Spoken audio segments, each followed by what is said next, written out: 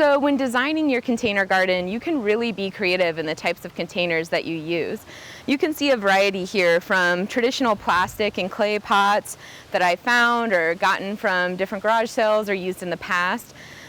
Also, you can use 5-gallon buckets. Again, if you drill those holes in it, you can use a variety of materials and containers. The key is for most of your vegetable plants, you'll need a container that is at least 12 inches wide and 12 inches deep. Pallets can also be constructed, or different pieces of wood, into containers. And a new popular option are totes.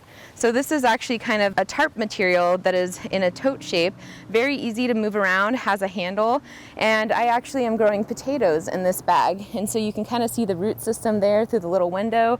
And with potatoes, I've just been slowly adding soil over the time until they come out the top.